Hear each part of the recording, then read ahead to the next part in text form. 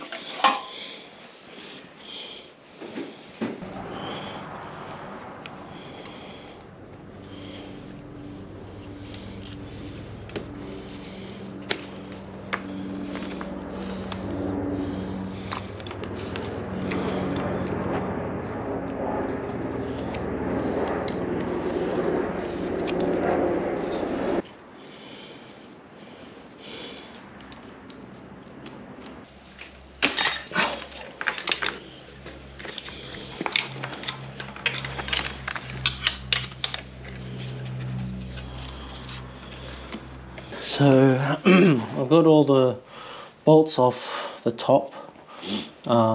People, with this part, people are tempted to just pry in between, the cover and the engine, but you could actually damage.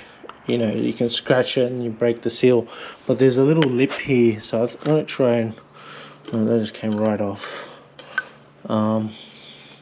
And if you're careful with this, you could just reuse the rubber seal.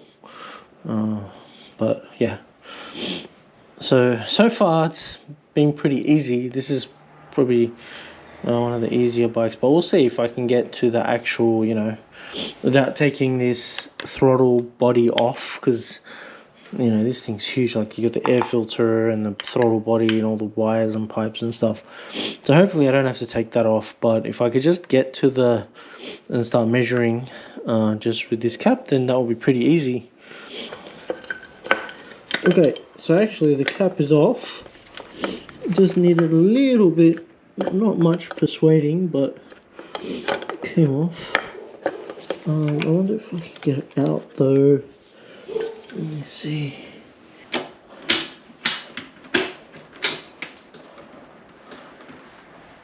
Yeah, I think that's top gear. Alright, so to find top dead center, I took it off the stand because I need to push it. I took the little, this is not the oil cap, this is the other side. And you see that arrow there? There should be a mark. So what I'm going to do is I'm just going to push it until I can see that mark.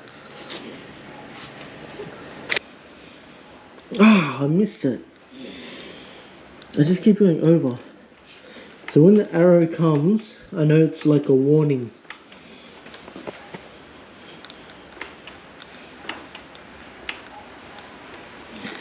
Clutch it. This is the best way. I now know how to set top dead center. Top gear. And just give it a little nudges. Of course, with the ignition off, you don't want the engine to start. That's it. Spot on. That's the line. So check where the head part is at. Oh, so it's upside down. Position, engine, ignition, top to center. Right. So it's the mark and exhaust left hand. Oh, that's not upside down. Ignition left hand. Yeah, ignition. This ignition has to be left hand. In left hand. Oh, okay. So when it's on the left and it's the ignition, then you know that's the top, but that's not what I saw. That's weird because this is actually upside down from ignition. I think this is the wrong top dead center. Maybe because there's two, like there's the ignition and the exhaust one. Maybe this is the exhaust one. So where's the ignition one? Keep going. That's a line. That's a short line. That's a long line. Okay, so there's two lines. I mean, there's a line on each side. Alright, I reckon that's the one. I reckon that is the line. And this is... So now these ones are on in left hand. So these are now ignition top dead center as well. Alright, so I think this is the top dead center now. So there's two lines on the other side. There's one for exhaust and one for ignition. So make sure you're on the right line by by verifying against the cam. By the cam thingers. I feel like this will easily sort of come forward, make a lot of space. This radiator thing.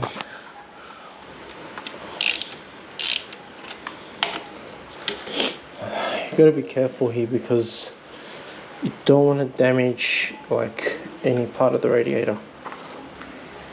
Okay. Oh. Ooh. So with these, you're just gonna kind of crack the seal. Oops.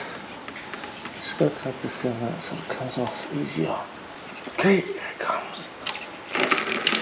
Oh. Hey. Lucky I bought a bucket.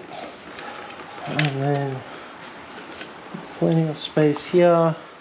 Just that little annoying wire which I'll also take off. Almost the whole thing will come out. If I get up, yeah. Up and out. Very annoying. It's just a very pain. Oh, but alright. Alright.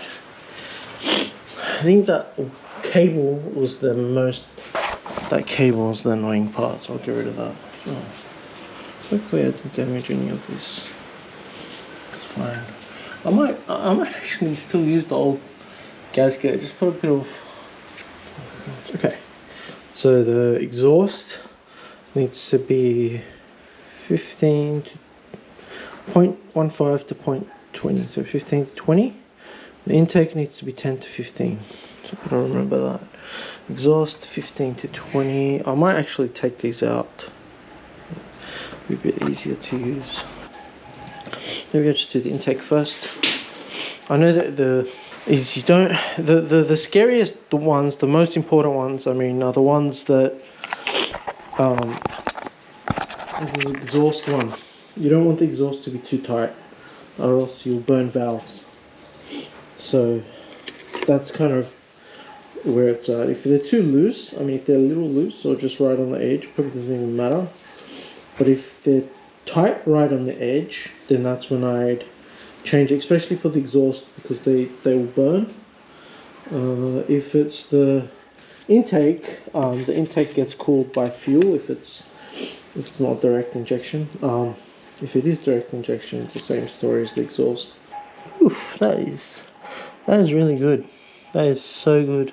It's not tight, it's 10. So exhaust has to be 15 to 20.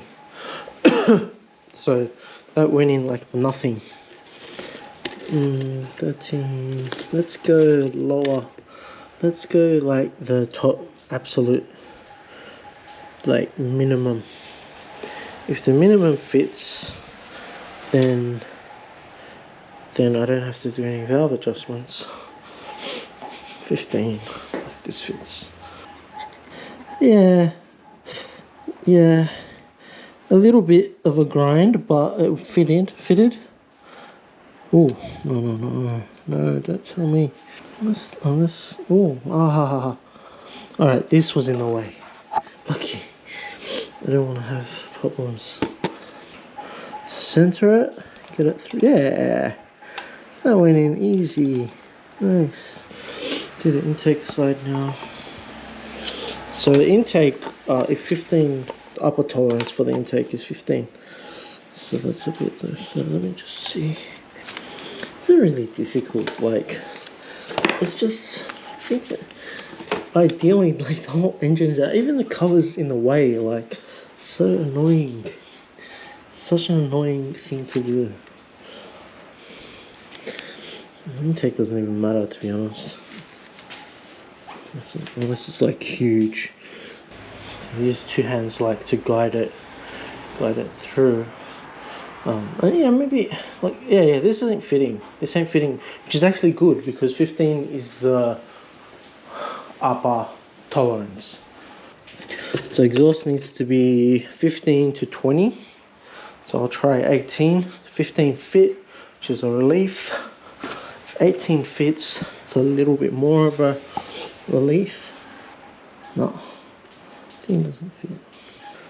So it's between 15 and 18, which is good. Sometimes you have to change that little rubber seal. So it's a bit of a risk to put this back on and then later on you get an oil leak and you have to take all this off again. So what you also need to do is people put like a bit of sealant. And guys make a rubber in the corners, on all the corners, so that makes it a bit better. So this is what I used. You know, oil resistant. It's proper Permatex, a good brand, and it's meant for like gaskets. It's expensive, but it's worth it. Alright, so just putting everything back together. I put the fuel tank on and the radiator. I just started putting the plastics on. I think overall it was quite easy. I've had a lot of bikes that have been a lot more difficult. I mean, the only other one that I did was my Triumph, which was quite difficult, my Daytona. And I also did my ZX6, but that engine was out, so I took like the whole engine out and then checked it. I could have added maybe a thou, like, you know, to the clearances, but it's not a race bike, so I don't know if it's really worth it. It's just a learner bike, you know. It's fine for this bike. And I imagine this just click in. Oops.